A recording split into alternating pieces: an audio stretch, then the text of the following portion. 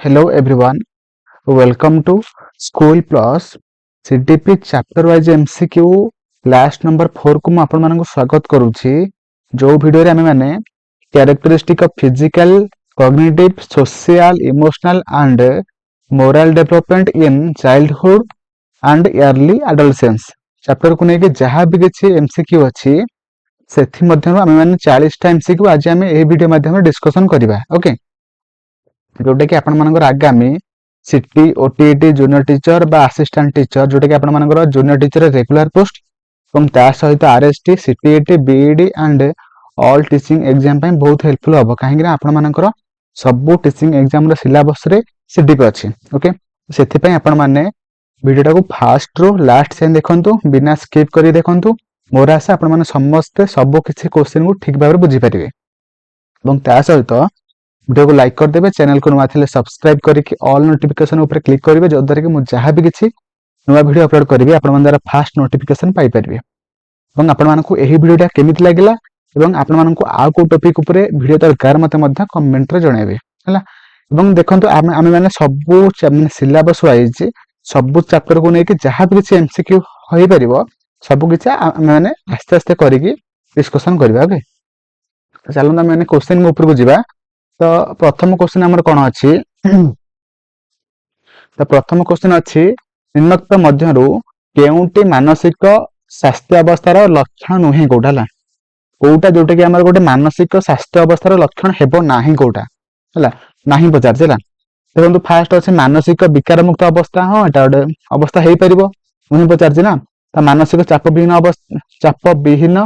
अवस्था तापर कहछि मानसिक तनावस्था तापर कहिछि शारीरिक और मानसिक सुस्थावस्था। तो सठिक आंसर कौन हम जो मान सब देखो जो मैंने भी सब क्वेश्चन आंसर जानी थे आपण मैंने मत कमेंट सब जनइबे है एवं जो मैंने जानी ना तो मैंने वीडियो देखिए जो मुझे जानीपारि आपण मैंने सब क्वेश्चन आंसर जानी जानी ना। ओके, देखो यहाँ आम सठिक आंसर कौन हो ना शारीरिक और मानसिक सुस्थावस्था। देखो आमर ये पचार स्वास्थ्य अवस्थार लक्षण कौटा नुहे कौटा देखो ये कि सुस्थ अवस्था पचार ना सुस्थ अवस्था से अच्छी से ऑप्शन डी हो सठिक आंसर। ओके, तो ऑप्शन डी।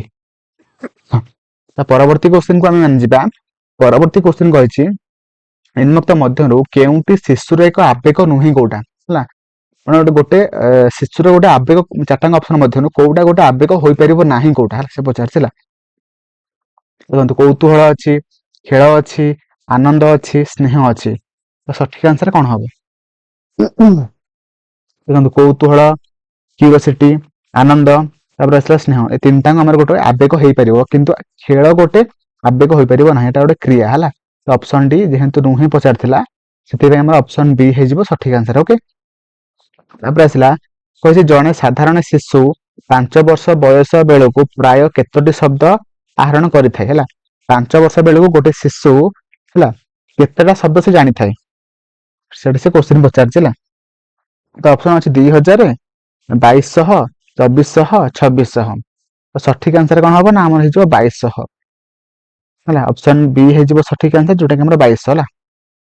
तो परवर्ती क्वेश्चन कही खेल एक स्वतः प्रवृत्त कार्य है यह किए कही कोलबर्ग पियाज ना पावलोव ना हर्लक खेल एक स्वतः प्रवृत्त कार्य एटा किए कही आप लिखि रखु जे कि हर्लक कही ऑप्शन डी है। तो परवर्ती क्वेश्चन कही क्या शिशुर समस्त विकास पृष्ठभूमि रूपे विवेचना देखो आमर माने शिशुर प्रथम फास्ट कौ विकासटा होता है सेटा आम मैंने आउ सब डेभलपमेंट डिपेंड करे जमी देखो आम धर तार गोटे शरीर पिलार फास्ट कौन बढ़े ना शरीर बढ़े ना शरीर बढ़ले सीना तार सोशल डेभलपमेंट हम ना इमोशनल सीना इमोशनल डेभलपमेंट हम जो शरीर ठीक रे बढ़ी नथिबो आउ सब डेभलपमेंट ठीक रे परिबो कि हे परिबोनी ना। एथिपेंट हमर ऑप्शन अछि नैतिक मानसिक शारीरिक आवेगिक। तो सठिक आंसर कौन हो हमर शारीरिक है फिजिकल डेभलपमेंट है। तो परवर्ती क्वेश्चन कही केउटे आद्य बाल्यावस्था एक आवेग नुहे कौटा है चारटा ऑप्शन मध्य कौटा जोटा कि गोटे आद्य बाल्यावस्था एक आवेग हो पार ना है। तो ऑप्शन अच्छे कौतूहल क्रोध अनुकरण दुख कौटा देखो आमर आद्य बाल्यावस्था ଗୋଟେ ପିଲା ମାନେ ଇମିଟେସନ କରିପାରେ ନାହିଁ ବା ଅନୁକରଣ କରିପାରେ ନାହିଁ ହେଲା, ସେ ମାନେ କଣ ପ୍ରାନ୍ତ ବାଲ୍ୟ ଅବସ୍ଥାରେ ସେ କରିପାରେ ହେଲା। ଆଉ କିନ୍ତୁ ଆଦ୍ୟ ବାଲ୍ୟ ଅବସ୍ଥାରେ ସେ କଣ କଣ କରିପାରେ?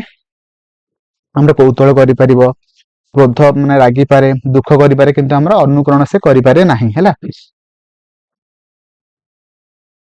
ପରବର୍ତ୍ତୀ କ୍ୱେଶ୍ଚନ କହିଛି ଶିଶୁର ବିକାଶ କେଉଁ ଉପାଦାନ ଦ୍ୱାରା ପ୍ରଭାବିତ ହୋଇଥାଏ ହେଲା।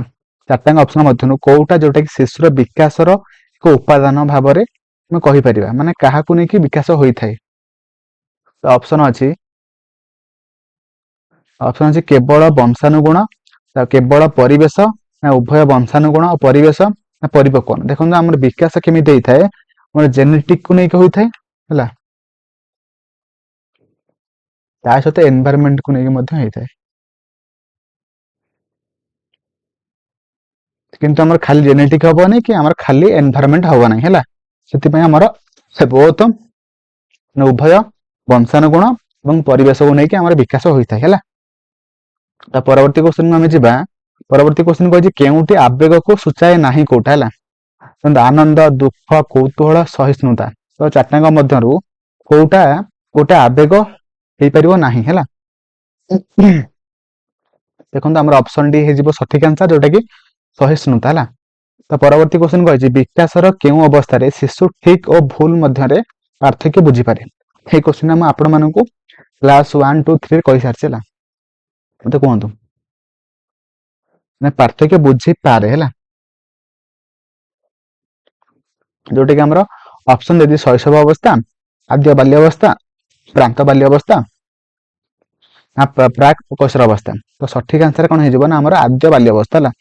ଆଦ୍ୟ ବାଲ୍ୟ ଅବସ୍ଥାରେ ହେଲା ଗୋଟେ ପିଲା କୋଉଟା ସେ ଯାହାବି କିଛି କରୁଛି ସେଟା ଠିକ କରୁଛି ନା ଭୁଲ କରୁଛି ସେଟା ସେ ଜାଣିପାରିଥାଏ ହେଲା। ତ ପରବର୍ତ୍ତୀ କ୍ୱେଶ୍ଚନ କହିଛି ନିମ୍ନୋକ୍ତ ଉକ୍ତି ମଧ୍ୟରୁ କେଉଁଟି ଠିକ କୋଉଟା? ଚାରିଟାଙ୍କ ଅପସନ ଦେଇଛି, ଚାରିଟାଙ୍କ ଅପସନ ମାନଙ୍କ ମଧ୍ୟରୁ କୋଉଟା ଆମର ଠିକ ଅଛି? ତ ଶିଶୁର ମାନସିକ ବିକାଶ ଓ ତାହାର ପରିବେଶ ଉପରେ କେବଳ ନିର୍ଭର କରେ, କେବଳ ହବ ନାହିଁ। ଶିଶୁ ମାନସିକ ବିକାଶ କେବଳ ବଂଶାନୁଗୁଣ ଜେନେଟିକ ଉପରେ ହବ ନାହିଁ, କେବଳ ହବ ନାହିଁ।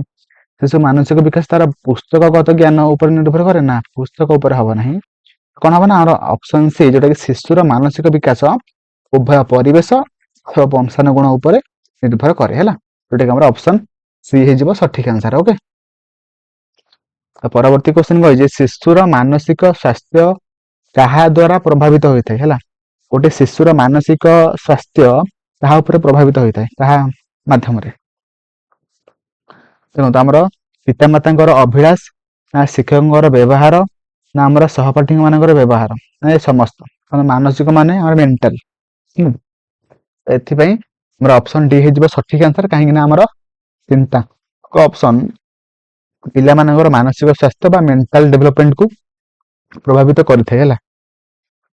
ଯଦି ଦେଖନ୍ତୁ ଆମର ଯଦି ମାନେ ପିତାମାତାଙ୍କର ଯୋଉ ଗୋଟେ ଥାଏ ଆଶା ଥାଏ, ସେଟା ଯଦି ଭଲ ନଥିବ ତ ହବ କି?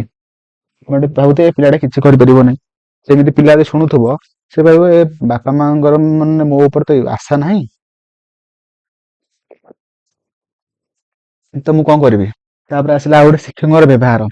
ଶିକ୍ଷକ ଯଦି ଗୋଟେ ପିଲାକୁ ଠିକରେ ବ୍ୟବହାର ମାନେ କରିବେନି, ସେ କଣ ଶିଖିବ ନା ବୋଧେ ଏଇଭଳିଆ ସବୁ ବ୍ୟବହାର କରନ୍ତି ସବୁ ଲୋକଙ୍କୁ, ସେଇଟା ସେ ଶିଖିବ। ତାପରେ ସେମ ଟାଇପର ସେ ସହପାଠୀ ମାନେ ମଧ୍ୟ। ସେଥିପାଇଁ ଆମର ଅପସନ ଡି ହେଇଯିବ ସଠିକ ଆନ୍ସର। ଓକେ, ତ ପରବର୍ତ୍ତୀ କ୍ୱେଶ୍ଚନ କହିଛି କେଉଁଟି ଶିଶୁର ବିକାଶକୁ ପ୍ରଭାବିତ କରିଥାଏ? ମାନେ ଶିଶୁ ପ୍ରତି ଶିକ୍ଷକଙ୍କ ଆଚରଣ ଠିକ ଏଇଟା ଅଛି, ପ୍ରଭାବିତ କରେ। ପିତାମାତାଙ୍କ ଆଚରଣ ହଁ, ସାଙ୍ଗସାଥୀଙ୍କ ଆଚରଣ, ଏଇଟା ଅପସନ ଡି ହେଇଯିବ ସଠିକ ଆନ୍ସର ହେଲା। ପୂର୍ବ କ୍ୱେଶ୍ଚନ ଟାଇପର ହେଲା। ତ ପରବର୍ତ୍ତୀ କ୍ୱେଶ୍ଚନ କହିଛି ବୌଦ୍ଧିକ ବିକାଶର କେଉଁ ପର୍ଯ୍ୟାୟରେ ଶିକ୍ଷାର୍ଥୀର ସମସ୍ୟା ସମାଧାନ ମୂଳକ ଦକ୍ଷତାର ବିକାଶ ଘଟିଥାଏ ହେଲା। ଆମର କଗ୍ନିଟିଭ ଡେଭଲପମେଣ୍ଟର କୋଉ ଷ୍ଟେଜରେ ଗୋଟେ ପିଲା ସମସ୍ୟା ସମାଧାନ ମୂଳକ ଦକ୍ଷତା ତାର ବିକାଶ ହୋଇଥାଏ? ତ ଅପସନ ଅଛି ସ୍ଥୂଳ ସଂଖ୍ୟାର୍ଥଧର୍ମୀ, ନା ବିମୂର୍ତ୍ତ ସଂଖ୍ୟାର୍ଥଧର୍ମୀ, ସମ୍ବେଦୀକାରକ, ନା ପ୍ରାକ୍ ସଂଖ୍ୟାର୍ଥଧର୍ମୀ। ତ ସଠିକ ଆନ୍ସର କଣ ହବ ନା ଆମର ହବ କଣ ଫର୍ମାଲ ଅପରେସନାଲ ବା ଆମର ବିମୂର୍ତ୍ତ ସଂଖ୍ୟାର୍ଥଧର୍ମୀ ହେଲା, ଅପସନ ବି ହେଲା। ତ ପରବର୍ତ୍ତୀ କ୍ୱେଶ୍ଚନ କହିଛି ପିଆଜେଙ୍କ ମତାନୁସାରେ ସମ୍ବେଦୀକାରକର ପର୍ଯ୍ୟାୟ କେତେ ଅବଧି କେତେ? ନା ଆମର ସମ୍ବେଦୀକାରକ ମାନେ କଣ ନା ସେନ୍ସରି ମୋଟର ହେଲା।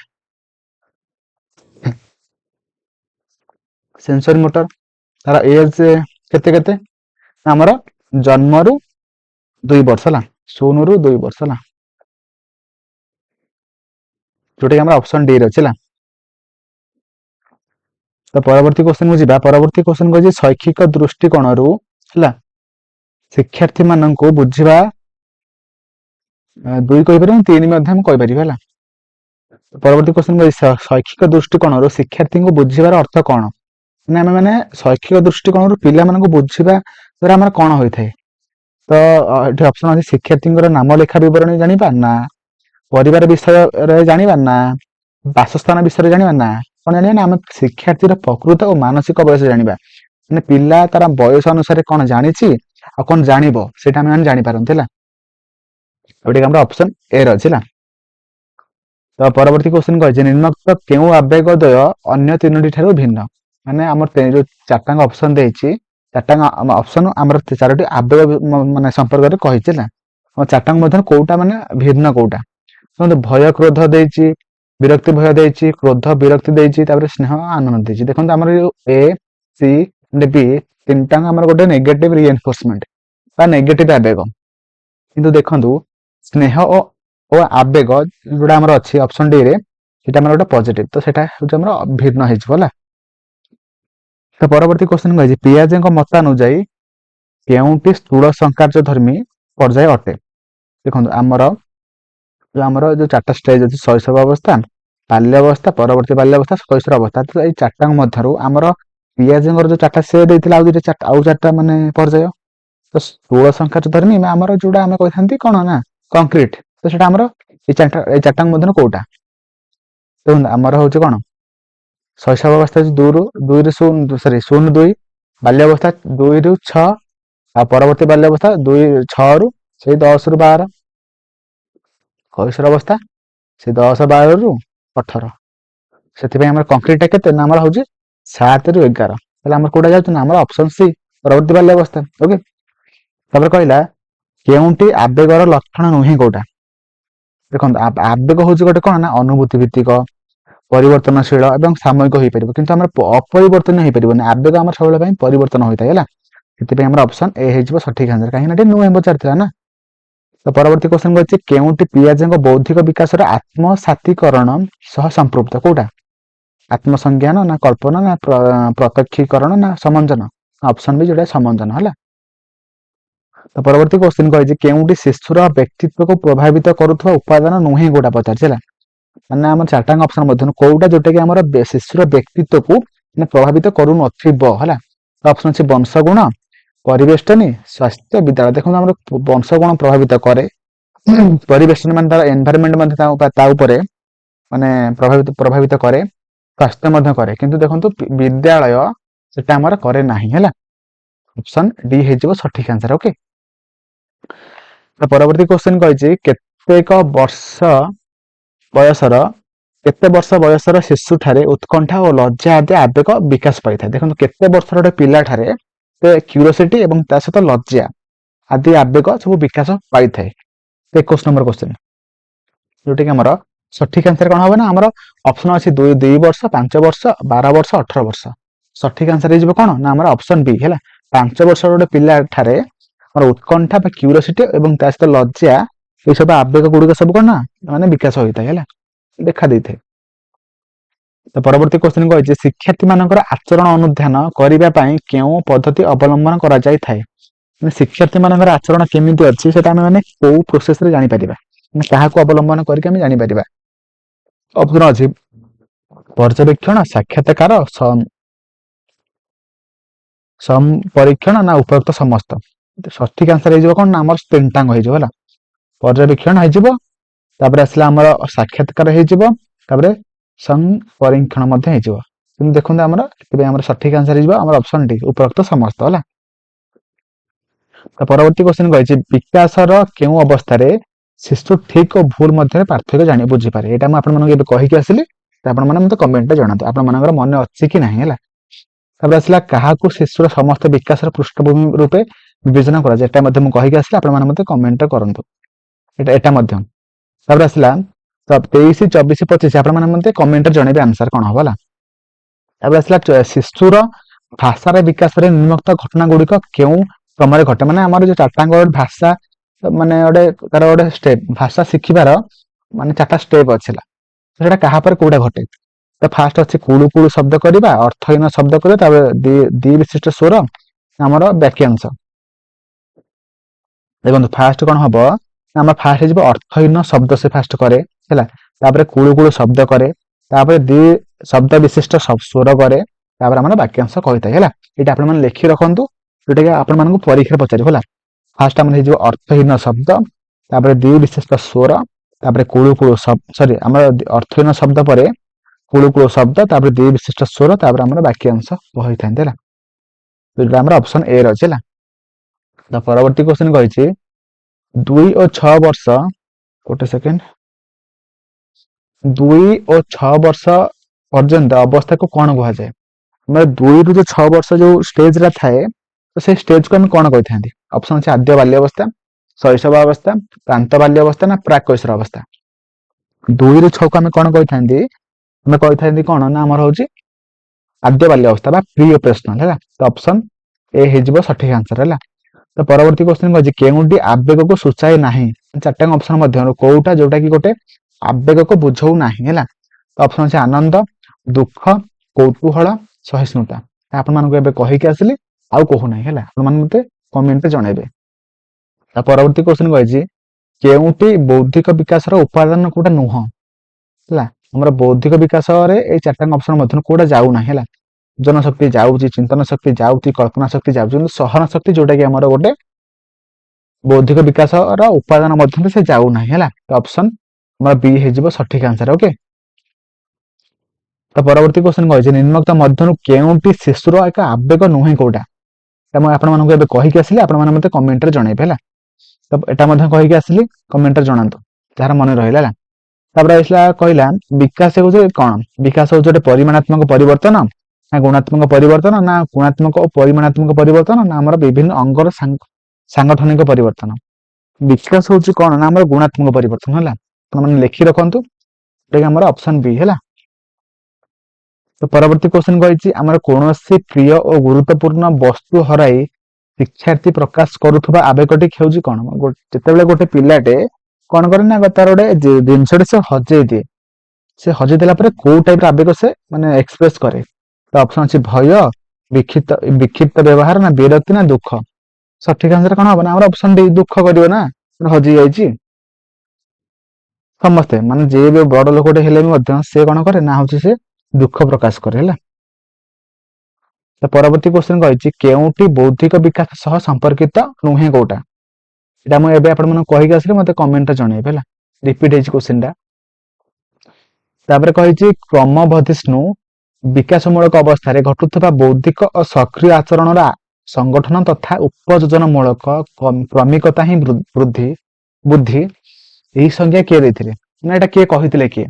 ଆପଣ ଲେଖି ରଖନ୍ତୁ ଡେଫିନେସନ କିଏ କୋଉଟା କଣ କହିଥିଲେ ହେଲା। ତ ଅପସନ ଅଛି ସ୍ପିୟରମ୍ୟାନ, ଜିନ୍ ପିଆଜେ, ଗାଲଟନ ନା ଟରମ୍ୟାନ। ତ ସଠିକ ଆନ୍ସର କଣ ହବ, ଯିଏକି ଆମର ଜିନ୍ ପିଆଜେ କହିଥିଲେ ହେଲା। ତ ଅପସନ ବି ବୁଦ୍ଧି କହିଛି ମାନେ କଗ୍ନିଟିଭ ଡେଭଲପମେଣ୍ଟରେ ଯାଉଛି, ସେଥିପାଇଁ ଆପଣ ମାନେ କରିଦେବେ ଜିନ୍ ପିଆଜେ ହେଲା। ତ ପରବର୍ତ୍ତୀ କ୍ୱେଶ୍ଚନ କହିଛି ନିମ୍ନଲିଖିତ ମଧ୍ୟରୁ କେଉଁଟି ନକାରାତ୍ମକ ପୁନର୍ବଳନର ଉଦାହରଣ ହେଲା। 4ଟା ଅପସନ ମଧ୍ୟରୁ କୋଉଟା ଗୋଟେ ନେଗେଟିଭ ରିଏନଫୋର୍ସମେଣ୍ଟ ହେଲା। ତ ଅପସନ ଅଛି ଭଲ, ଖୁବ ଭଲ, ଠିକ ଅଛି, ବିରକ୍ତି ପ୍ରକାଶ କରିବା। ନେଗେଟିଭ କହିଛି ମାନେ ବିରକ୍ତି ପ୍ରକାଶ କରିବା ହେଇଯିବ ସଠିକ ଆନ୍ସର ହେଲା। ତ ଅପସନ ଡି ଅଭିବୃଦ୍ଧି ହେଉଛି ଗୋଟେ କଣ। ତ ଅପସନ ଅଛି ଗୁଣାତ୍ମକ ପ୍ରକ୍ରିୟା ନା ଜୈବିକ ପ୍ରକ୍ରିୟା, ଲକ୍ଷ୍ୟାଭିମୁଖୀ ପ୍ରକ୍ରିୟା ନା ଆମର ଆଚରଣଗତ ପ୍ରକ୍ରିୟା। ଅଭିବୃଦ୍ଧି ମାନେ ବୃଦ୍ଧି ହଉଛି ନା, ତ ସେଟା ଆମର କଣ ହେଇଯିବ ନା ଆମର ଗୋଟେ ଜୈବିକ ପ୍ରକ୍ରିୟା ହେଲା। ତ ଅପସନ ବି ହେଇଯିବ ସଠିକ ଆନ୍ସର। ଓକେ, ତ ପରବର୍ତ୍ତୀ କ୍ୱେଶ୍ଚନ କହିଛି ଆଦ୍ୟ ବାଲ୍ୟ ଅବସ୍ଥା କେଉଁ ସମୟକୁ କୁହାଯାଏ ହେଲା। ଆମର ଗୋଟେ ଆଦ୍ୟ ବାଲ୍ୟ ଅବସ୍ଥାଟାକୁ ଆମେ କଣ କହିଥାନ୍ତି ବା ତାର କେତେ ବର୍ଷରୁ କେତେ ବର୍ଷକୁ ଆମେ କହିଥାନ୍ତି ଆଦ୍ୟ ବାଲ୍ୟ ଅବସ୍ଥା। ଏଇଟା ମୁଁ ଆପଣମାନଙ୍କୁ କହିସାରିଛି, ଆଉ କହୁନାହିଁ, ଆପଣମାନେ ମତେ କମେଣ୍ଟରେ ଜଣେଇବେ ହେଲା। ତ ପରବର୍ତ୍ତୀ କ୍ୱେଶ୍ଚନ କହିଛି ନିଜର ସଫଳତାରେ ଶିକ୍ଷାର୍ଥୀ ନିଜର କେଉଁ ଆବେଗଟି ପ୍ରକାଶ କରେ ହେଲା।